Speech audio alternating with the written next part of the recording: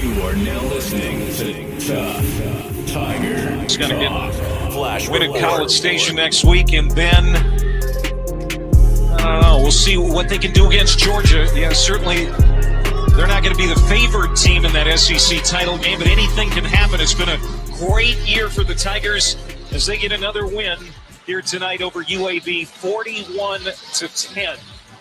They're 9-2, 6-1 in the SEC, going into that final game of the regular season in College Station. Shout out to the Tiger family members out there, man. LSU, man, handled the business. We knew they'd take care of business against UAB at first.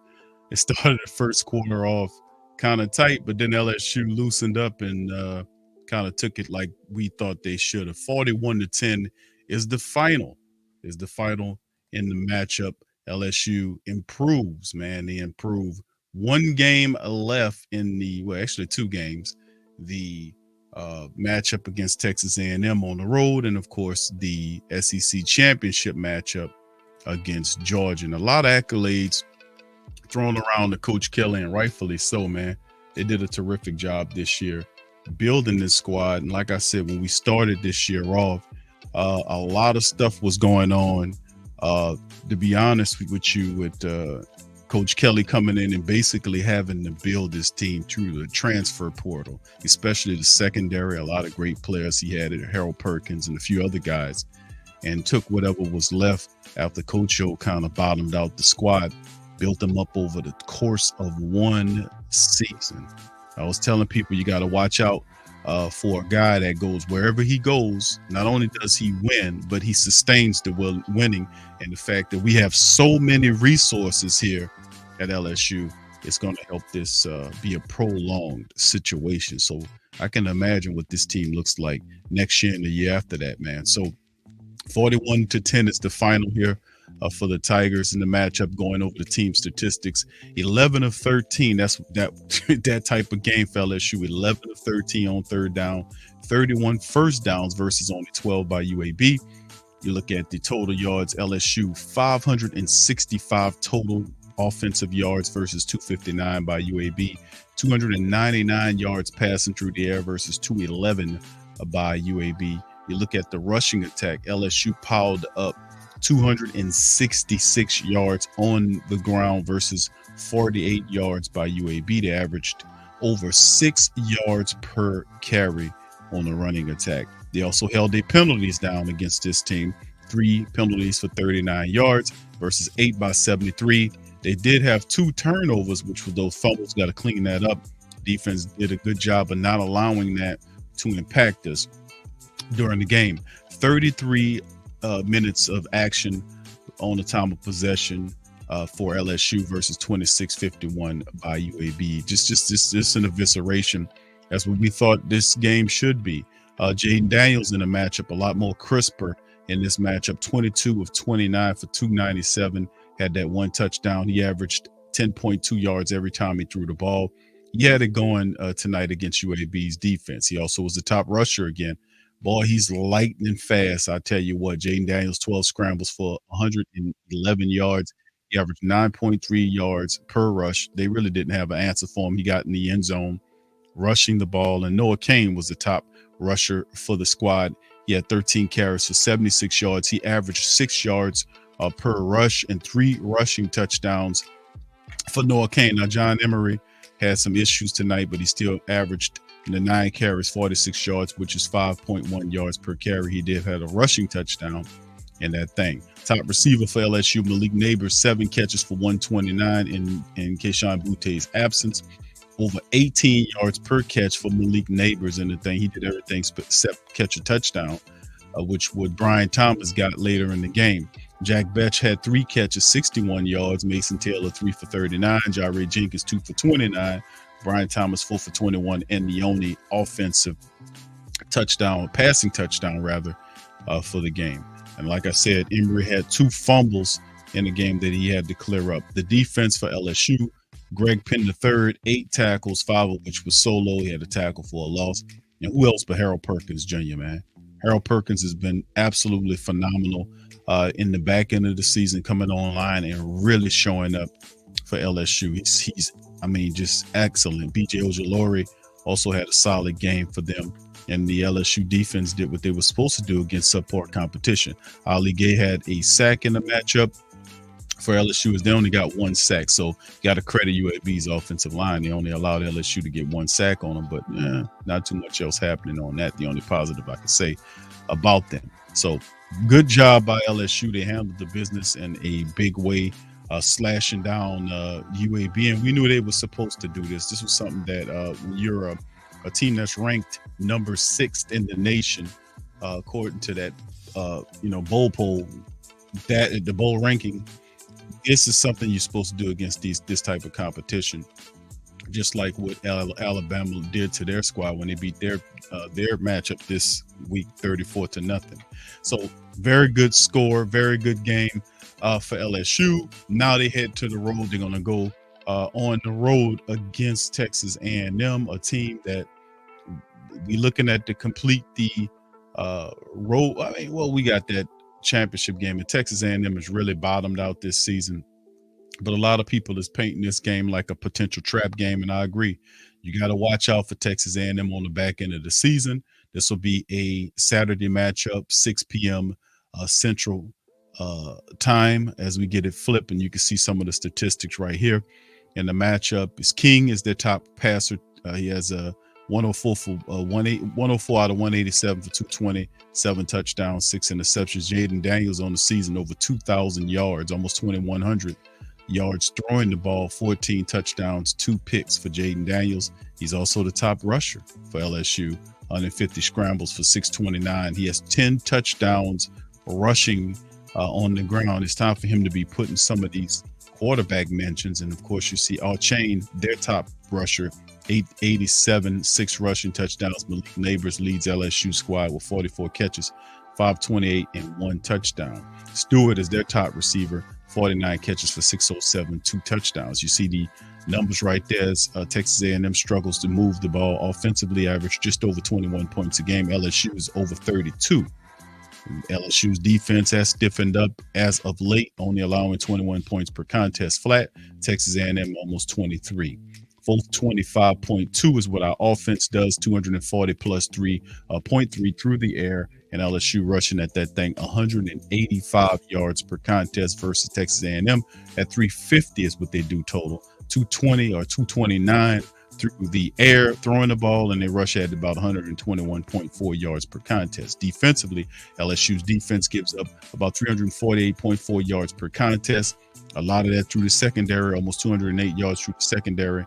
And according to the statistics, 140.6 is what they give up on the ground. Now, Texas A&M, they're not very good defensively in terms of the rushing attack, but they give up almost 383 yards per contest, 162.2 through the secondary, very stingy. But where they bottom out at is when you hit them with the run. This team is one of the worst run stuffing units in the entire country. 220.6 is what they allow you to run on them. So you know what you got to do. You got to pound this team into in oblivion. So they kind of set up in a way where their weakness is LSU's strength. LSU will they average 185 yards rushing per contest, while Texas over this season has given up 221 points per contest. So they are just really not a good team.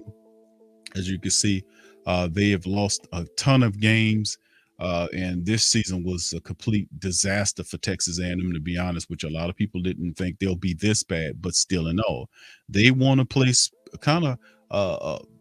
play the role of spoiler to a degree and try to give LSU a notch on their record on the back end of the season. So we can't allow that. We have to go in focus and take care of business, close out the season, and get out of there with a win, a healthy win. Nobody gets lost as we get prepared to take on Georgia after this, but we have to lock in and take care of business against Texas A&M squad. Now, I don't know what Texas A&M did today. I don't know if they won today. Let me check out and see if they actually won. They did win today, so they broke that 5 or 6 game losing streak or whatever the hell it was.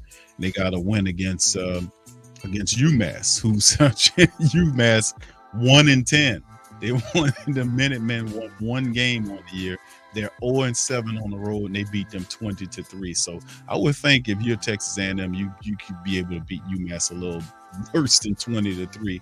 But they did get the win and beat them in Texas A&M, and they're 3-3 at home. So they, according to the byline, there they snap a 6-game losing streak with a meager 20-3 win over UMass. So there you go. Texas A&M is feeling pretty good, and they're looking to try to give LSU a loss on the back end of the season. We got to fix that. We can't allow that to happen. So let's look at some of the scores, family. For today, a lot of stuff happened, especially one of the biggest things that I seen that happened was Tennessee losing. Tennessee lost today, and we're going to go over some of the scores for today. Right now, Oregon, who's 12th ranked in the country, going against Utah, and it's in the start of the third quarter. They're up 17-3. Georgia took care of business against Kentucky 16-6. It was closer than a lot of people wanted to see, but Georgia did get the win against Kentucky. Ohio State, which is second ranked in the country, beat Maryland 43-30 in the game. A really close matchup between Michigan and Illinois. Man, Illinois at one point was leading this game, and Michigan barely got back into this thing. If it wasn't for the field goal kicker, they would have lost this game. I think he had 4 of them for Michigan, third best team in the nation according to the rankings. They won 19-17.